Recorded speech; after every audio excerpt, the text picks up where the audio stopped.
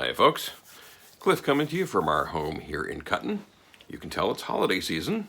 We've got our tree behind us that Amy is in the process of decorating. We've got the lights up, we've got the garland up, and looking forward to the rest of it. Right now, getting ready for tonight's event at Arts Alive. Amy is currently baking some delicious cookies. I've had a few already. They're fantastic. And you'll have to come by and say hi, and we'll give you some of those and some cider as well.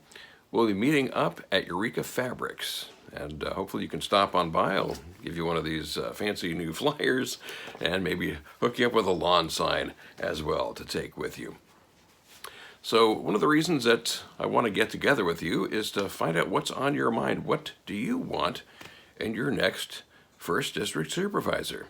One thing I've been asked about a lot is the Terra Gen project. I talked about that on a previous video, but I think it might be time to talk about it again. Today there was a terrific episode of Eco News that you might want to check out. And some things have updated since the last time I spoke. So one thing that has changed is Terra Gen got together with local labor groups and decided finally to hire local labor and pay them a prevailing wage. Well, that's a good thing, but that's one of the easy fixes. There are still some other things that we need to look at.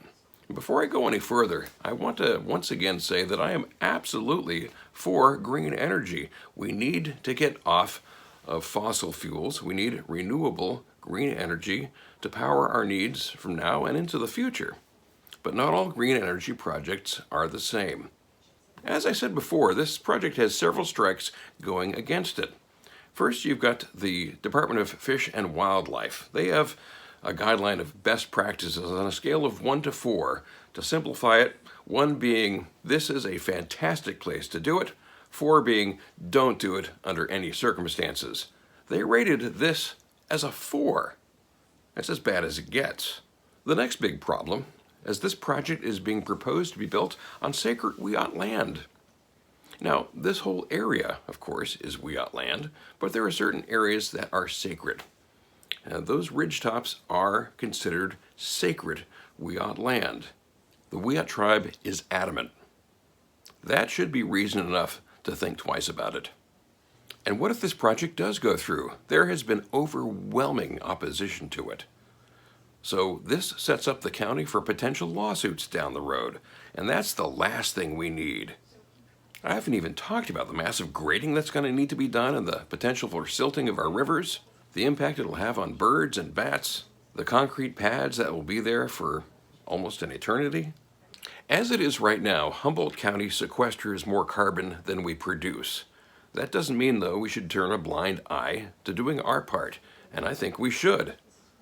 But we should not be held hostage by the fact that we are in a climate crisis. We need to do the right thing, but that right thing needs to be the right project. And I have to say, this one is not it. You want to talk more about this or other things? Come on out tonight to Eureka Fabrics, and we can talk about it in person. My name is Cliff Berkowitz, and I'd appreciate your vote come March 3rd.